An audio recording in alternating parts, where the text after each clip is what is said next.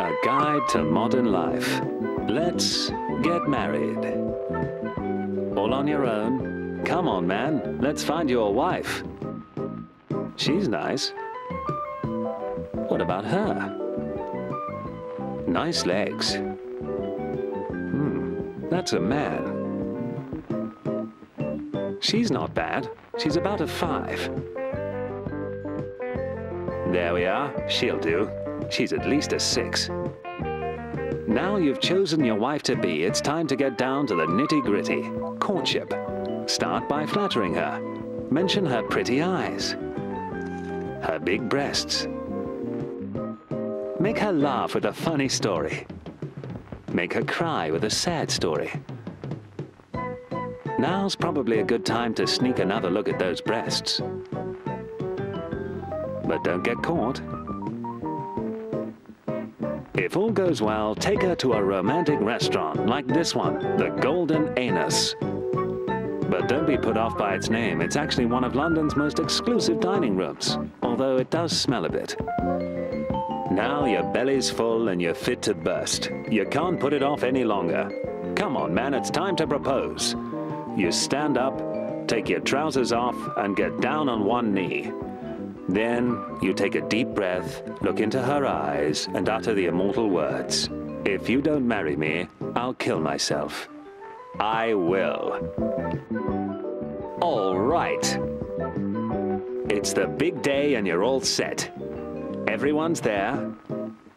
Your mum, your dad, your gay dad, the best man and the worst man. But you're nervous. Your mouth's all dry and your bladder's bursting with urine. Suddenly the organ strikes up, and there she is, your beautiful bride. She's easily a 7 today. And look at those breasts. Just think, soon they'll legally be yours. And so the ceremony begins. Do you fancy this woman? Yes. Do you fancy this man? Yes. Do you promise never to be led astray by prostitutes? I do. And do you promise never to be tempted by lesbians? I do. I now pronounce you man and wife. You may kiss the priest.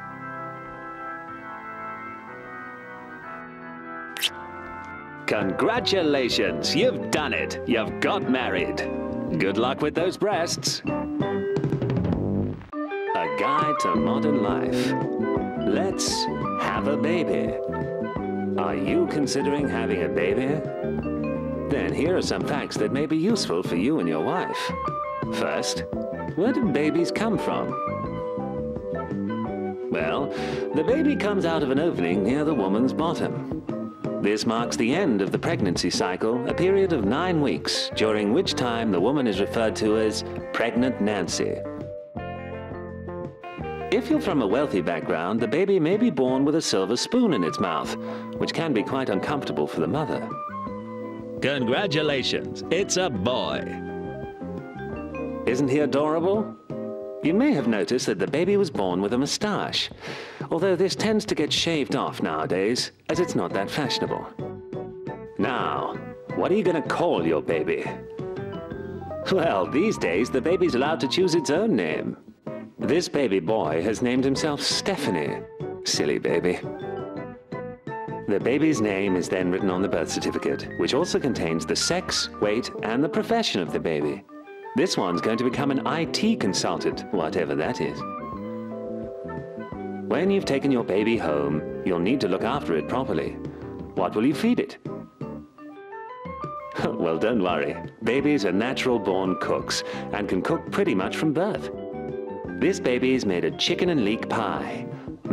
It looks delicious. When your baby's not in the kitchen, you may find that it spends most of its time crying. This is because babies have vivid premonitions of the future and can see what will happen to themselves, their parents, and indeed the rest of mankind. This baby is witnessing the rise of the internet and Al-Qaeda, whatever they are. Although looking after a newborn is a big responsibility, you mustn't forget to enjoy the precious time you spend with your baby. After all, he won't be a baby for long. pretty soon he'll grow up to become a super baby. I think someone needs a nappy change. A guide to modern life. Let's have an orgy. Ever had an orgy? Having an orgy is a great way to meet new people, have some fun, and let off some steam after a busy week. But an orgy doesn't just happen. It requires careful thought and planning. Collect an orgy form from your post office and fill it out with your name, date, and location of your orgy. You'll also need to give them some idea of what you'll all be getting up to. Tick the positions you'll be attempting at your orgy. Be truthful.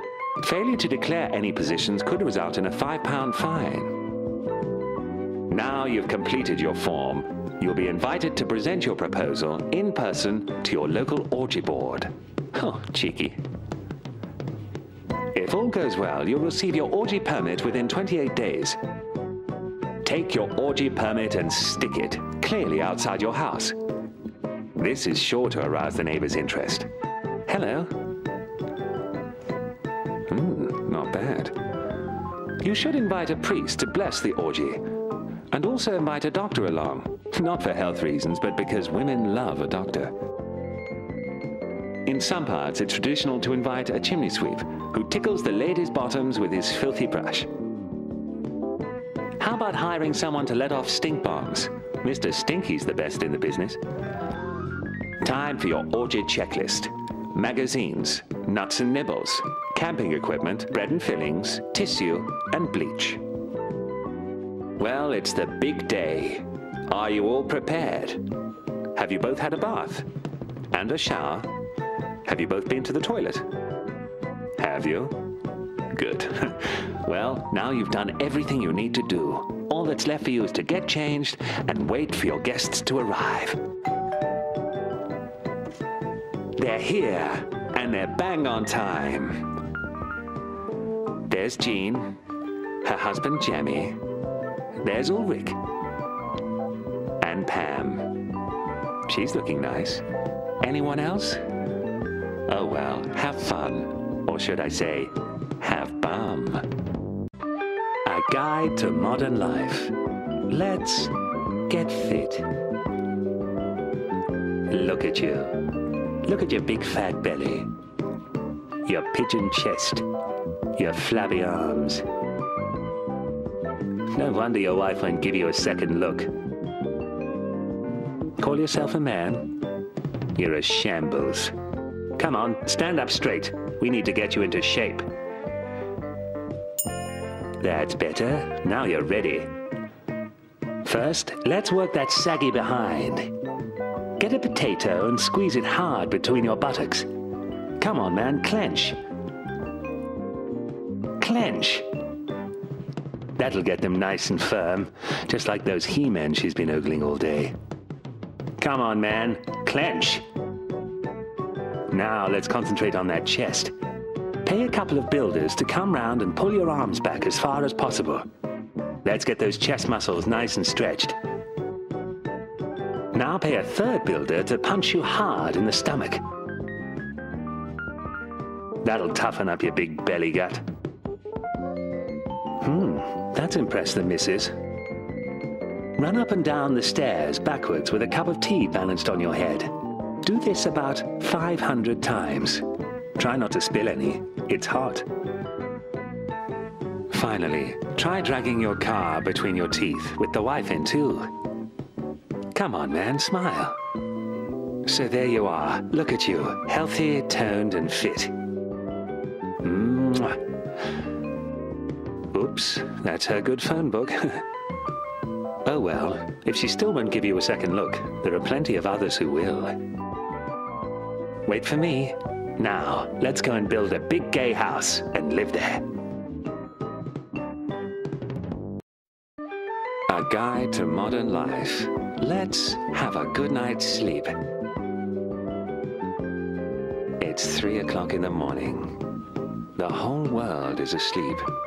Apart from you, and him, and him. You just can't sleep. Well, help is at hand. The first thing you can do is make yourself something to eat. Go and fry yourself about a dozen sausages. Pork is nature's sedative. That's why pigs are always fast asleep. They're nice, aren't they? After eating them, you should start feeling all bloated and drowsy. Now, run yourself a nice hot bath. Get in and drink as much of it as you can. Soapy. If you still can't get to sleep, try running on the spot for an hour, eating some more sausages. How about starting an argument with the wife? Come on, get up. Tell her that the next time she goes shopping, she really ought to buy more sausages. That should tire you out. Oh dear, she's not playing ball. In the mirror, try to remember everyone you've ever met and list them alphabetically. Imagine yourself as a woman. Now imagine you're watching the funniest comedian you've ever seen in your life. He's funny, isn't he? There are still some more things you can try, like lovemaking. Although after that argument, she probably won't be in the mood. Crying is also a good method. Imagine how you would feel if you and your wife were both killed, beaten to death with a brick. What a waste. Now's probably a good time to have some more sausages. If you follow these steps, you're sure to get a good night's sleep. Good night. But don't sleep too long. Hey, rise and shine, sleepyhead. Oh dear, you've slept in.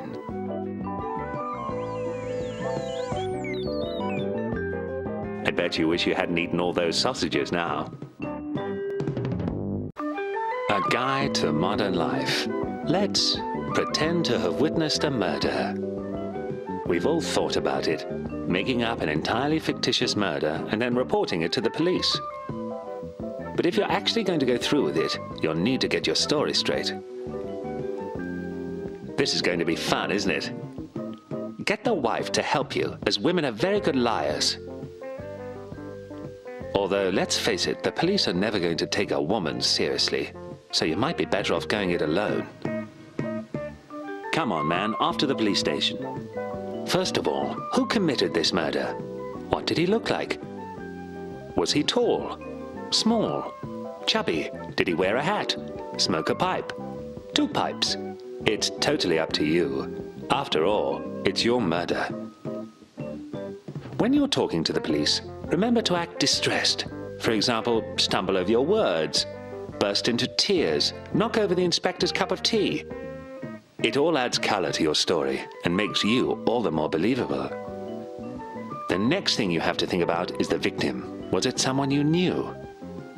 Well, stop. It can't be. Otherwise, how come they're still alive?